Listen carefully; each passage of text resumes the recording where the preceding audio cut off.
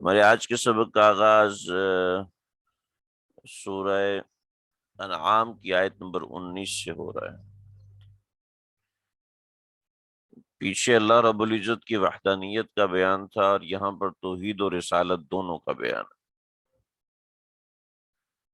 پچھلی آیات میں وَهُوَ الْقَاهِرُ فَوْقَ عِبَادِهِ جو اللہ رب العزت نے ذکر فرمایا، تو وہاں اللہ رب العزت نے توحید کا ذکر کیا، جیسے کہ میں نے سورت کے شروع میں بتایا تھا کہ یہ سورت مکالمہ بین الحق والباطل ہے۔ حق اور باطل کے درمیان جو مکالمہ ہو رہا ہے، بات چیت ہو رہی ہے، اس صورت میں اس کا ذکر ہے۔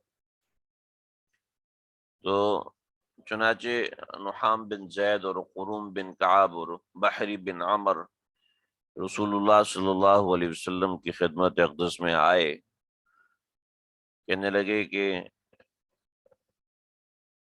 کہ اللہ تعالی کے سوا کسی دوسرے کو معبود آپ جانتے ہیں؟ تو آپ نے فرمایا کہ لا الہ الا اللہ، یعنی اللہ کے سوا کوئی معبود نہیں۔ پھر فرمایا کہ میں اسی پیغام کے ساتھ بھیجا گیا ہوں اور اسی کی دعوت دیتا ہوں۔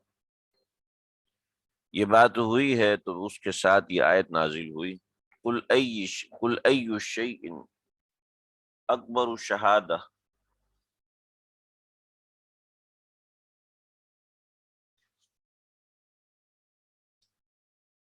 آپ کہہ دیجئے ای شیء، کون سی چیز ہے، اکبر، اس سے بڑی، آپ کہہ دیجئے ای شیء اکبر شہادہ، کون سی، ای شیء کا مطلب ہے کون سی چیز، اکبر بڑی ہونا، یعنی سب سے وہ بڑا جو کسی کے مقابلے میں ہو اس کو اکبر کہتے ہیں۔ وہ بڑا جو کسی کے مقابلے میں زیادہ بڑا ہو اس کے لیے اکبر کا لفظ استعمال ہوتا ہے۔ تو کون سی چیز سب سے بڑی ہے، شہادتاً، شہادت کے طور پر، آپ ان سے کہیے کہ کون سی ایسی چیز ہے جو کسی بات کی گواہی دینے کے لیے سب سے اعلیٰ درجے کی ہو۔ قل، آپ کہیے، ای شیء، کون سی ایسی چیز اکبر جو سب سے اعلیٰ درجے کی ہو، شہادتاً، شہادت کے طور پر۔ ان کے پاس تو جواب نہیں ہے، کیونکہ ان کے پاس کوئی مواد نہیں ہے، تو آپ خود ہی جواب دیجیے۔ قل اللہ، آپ کہیے کہ اللہ کی ذات ہے۔ اس سے بعض حضرات نے لکھا ہے کہ اللہ کا ذاتی نام اللہ ہے، بقیہ رحمان، رحیم، ذوالجلال والاکرام، اور دوسرے جو نام ہیں اللہ رب العزت نے، جبار ہے، قہار ہے، وکیل ہے۔ تو یہ سارے جو نام ہیں یہ اللہ کے صفاتی نام ہیں، لیکن اللہ کا ذاتی نام لفظ اللہ ہے۔ قل اللہ، آپ کہیے کہ اللہ، یہ اللہ کی ذات کیا ہے؟ لیکن خوبصورت، کتنے خوبصورت انداز میں بات، وقف کرنا چاہیے، رک جانا چاہیے۔ پھر کہ شہید بینی و بینکم، اللہ ہے میرے اور تمہارے درمیان گواہ اس بات کا۔ وہ اوحی الی ھذا القرآن، اور مجھ پر وحی نازل کیا گیا ہے یہ قرآن، کیوں؟ لانذرکم بہ، تاکہ میں تم کو اس سے ڈراؤں، ومن بلغ، اور ان سب کو جن تک یہ قرآن پہنچے، یعنی میں اور آپ، تمام دنیا کے انسان، تمام دنیا کے کفار، تمام دنیا کے جن و انس، چاہے وہ کسی مذہب سے تعلق رکھتے ہوں، من بلغ، ان کو ڈرانے والے۔ ڈرانے کا مطلب وہ ڈرانا نہیں، ڈرانے کا مطلب ہے محبت سے ڈرانا۔ لِأُنذِرَكُمْ بِهِ، تاکہ میں اس سے ڈراؤں، ومن بلغ، اور جس تک یہ قرآن پہنچے اس کو بھی میں ڈراؤں۔ اب دیکھیں نا، یہ قرآن آگے پہنچانا میری آپ کی ذمہ داری بنتی ہے کہ نہیں بنتی ہے؟ رسول اللہ صلی اللہ علیہ وسلم کا ساتھی بننے کی توفیق ہو رہی ہے۔ رسول اللہ صلی اللہ علیہ وسلم کا مددگار بننے کی توفیق ہو رہی ہے۔ دیکھیں میں ایک چھوٹی سی مثال دیتا ہوں۔ آج سے 1 1.5 سال پہلے میرے جو دروس ہوتے تھے اس میں شور بہت زیادہ ہوتا تھا۔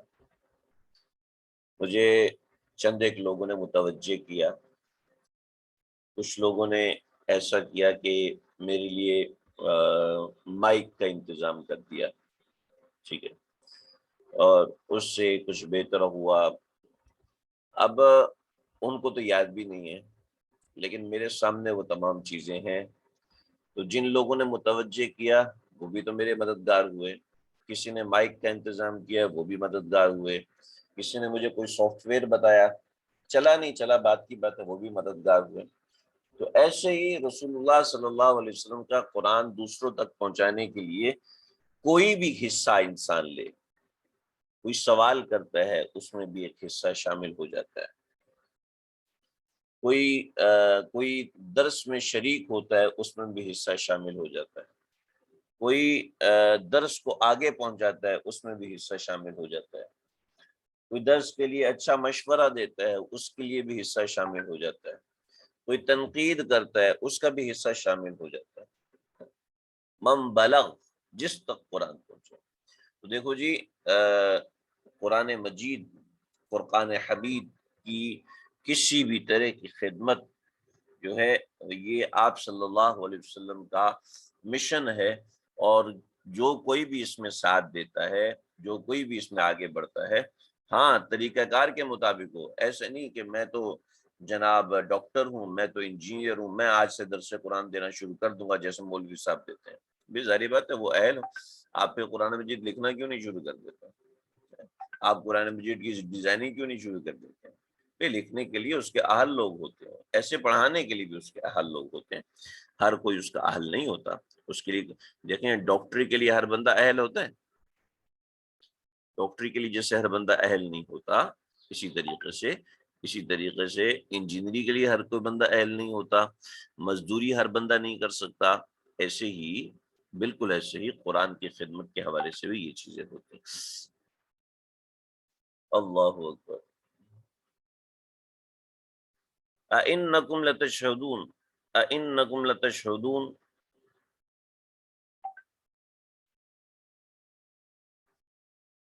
اَإِنَّكُمْ، کیا تم لوگ، لَتَشْهَدُونَ گواہی دے سکتے ہو، ان اس بات کی کہ مع اللہ الہًا اخری، کہ اللہ کے ساتھ کوئی اور معبود ہے۔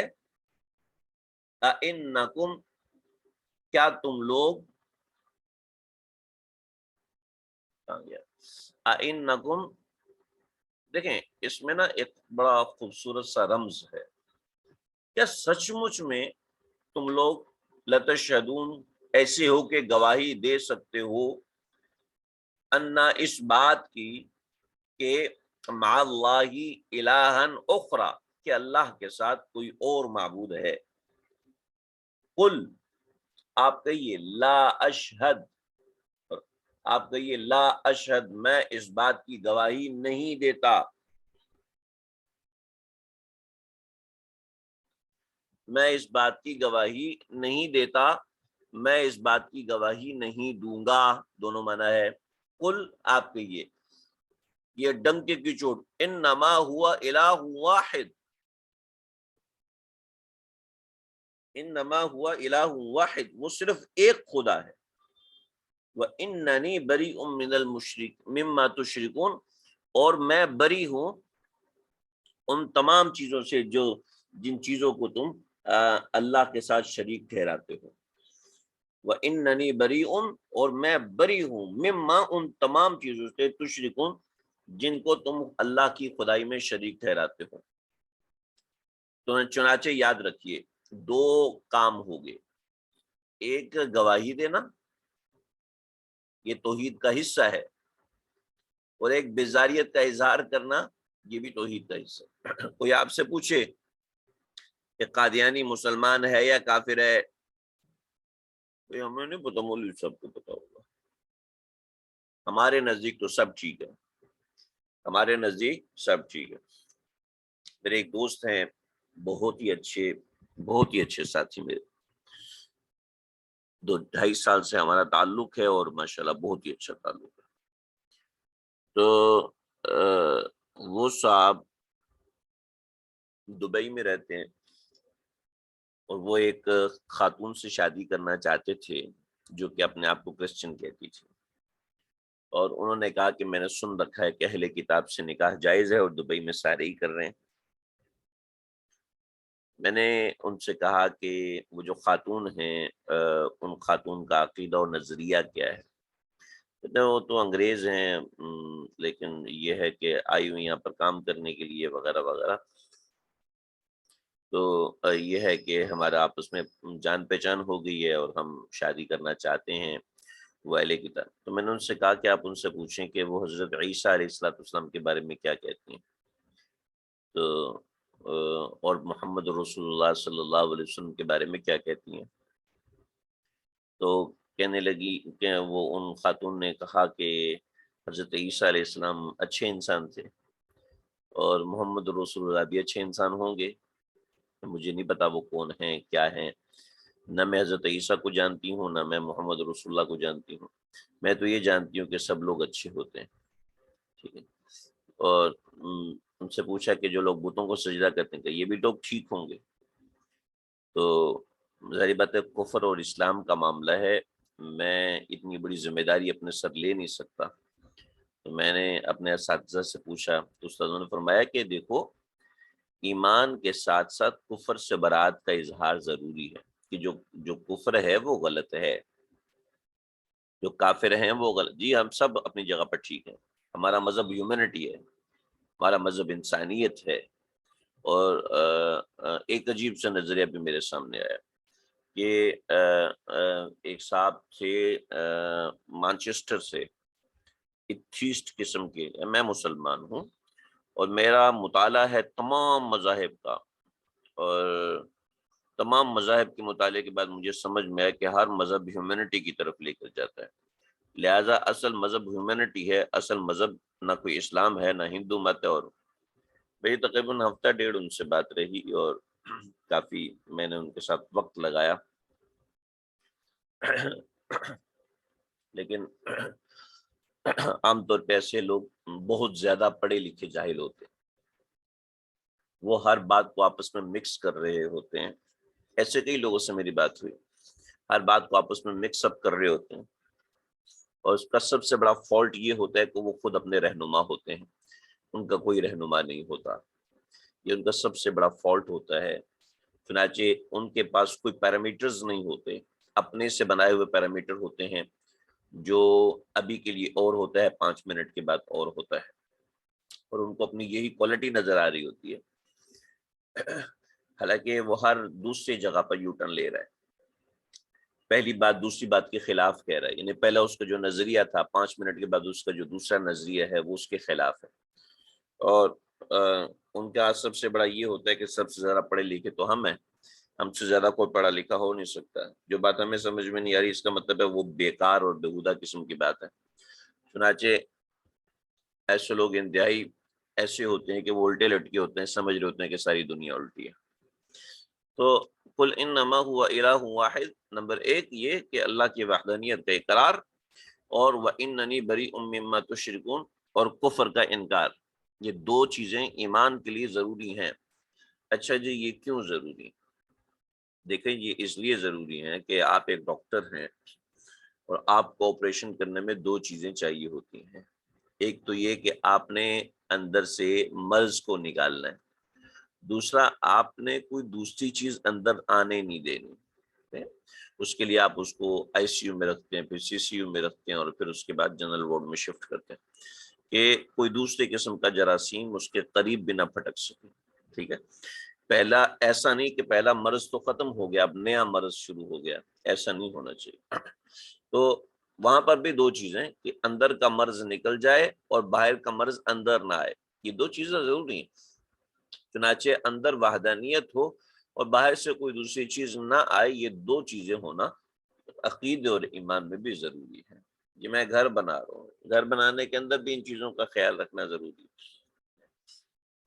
بہت سی چیزیں ہیں بنیادی طور پہ یہ دو چیزیں ہوتی ہیں، یہ گھر میرا ہے اور یہ گھر فلاں کا نہیں ہے، میرے علاوہ اور کسی کا نہیں ہے۔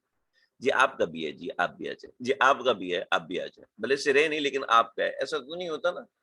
ایسے ہی اس کائنات کے اندر اللہ رب العزت کی بادشاہی ہے، نہیں فلاں کی بھی ہے، نہیں فلاں کی بھی ہے، نہیں ہم اس کے بارے میں کچھ نہیں کہتے۔ کیوں نہیں کچھ کہتے ہوئے؟ بات واضح ہونی چاہیے، صاف ستھری ہونی، دو ٹوک ہونی چاہیے، آنکھیں جھکانی بھی آتی ہوں اور آنکھیں ملانی بھی آتی ہوں۔ وَإِنَّنِي بَرِيءٌ مِّمَّا تُشْرِكُونَ الَّذِينَ آتَيْنَاهُمُ الْكِتَابَ يَعْرِفُونَهُ كَمَا يَعْرِفُونَ أَبْنَاءَهُم۔ توحید و رسالت دونوں کا بیان ہے نا۔ تو یہ جو لوگ آپ سے سوال کرنے آئے ہیں، الذین آتیناہم الکتاب، ان کو ہم نے کتاب دی، یعرفونہ کما یعرفون ابناءہم، یہ آپ کو ایسے پہچانتے ہیں ایسے پہچانتے ہیں، کما یعرفون ابناءہم، جیسے اپنے بچوں کو پہچانتے ہیں، اپنے بیٹوں کو پہچانتے ہیں۔ حضرت عبداللہ بن سلام فرمانے لگے کہ یا رسول اللہ، ہم اپنے بچوں کو پہچاننے میں بعض دفعہ غلطی کر سکتے ہیں، پتہ نہیں یہ میرا بیٹا ہے بھی یا نہیں ہے، لیکن کیا ہے، آپ صلی اللہ علیہ وسلم کو پہچاننے میں کوئی غلطی نہیں ہو سکتی، آپ علیہ الصلوۃ والسلام کی پہچان کے اندر ذرہ برابر غلطی نہیں ہو سکتی۔ دیکھیں اس کو ذرا سمجھیں، ایک پورا کراؤڈ ہے، اس کراؤڈ کے اندر اگر آپ کا بچہ آپ کو نظر آتا ہے تو اس کے کھڑے ہونے کے انداز سے آپ پہچان لیتے ہیں، پورے کراؤڈ کے اندر آپ فوراً پہچان لیں گے یہ میرا بیٹا ہے۔ لیکن یہ پہچان ہوتی ہے اپنے اولاد کی، اس کے کھڑے ہونے کے طریقے سے، اس کے چلنے کے طریقے سے، اس کے معاملات کے طریقے سے پہچان، بالکل پہچان میں۔ بعض دفعہ ایسا ہوا، میرے ایک ساتھی، ان کے گھر والے پہلے پردہ نہیں کرتے تھے، تو ایک مرتبہ میں اپنے گھر والوں کو بیان سے لینے کے لیے گیا، تو مجھے کہنے لگے یار آپ کیسے پہچان لیتے، ساری خواتین برقعے میں ہوتی ہیں اور آپ اس میں اپنی وائف کو کیسے پہچان لیں گے، حج کا موقع ہے اس میں ساری خواتین برقعے میں، آپ کیسے پہچان لیں؟ میں نے کہا اس میں بتانے کی ضرورت نہیں ہوتی، انسان کو خود سمجھ میں آتا ہے۔ تو یہ آپ کی بیوی بے پردہ ہے، وہ تمام بے پردہ خواتین میں آپ کیسے پہچان لیتے ہیں؟ جی بالکل، وہ تو پہچان میں آ جاتی ہے، وہ اس کو سمجھایا نہیں جا سکتا۔ بالکل ایسے ہی انسان کو ایک پہچان، الذین آتیناہم الکتاب، جن کو ہم نے کتاب دی، یعرفونہ، تو پیغمبر محمد صلی اللہ علیہ وسلم کو پہچانتے، کما یعرفون ابناءہم، اس طریقے سے پہچانتے ہیں جیسے اپنے بچوں کو پہچانتے ہیں۔ الذین خسروا انفسہم، لیکن جنہوں نے اپنا نقصان کیا، فہم لا یؤمنون، وہ ایمان نہیں لاتے۔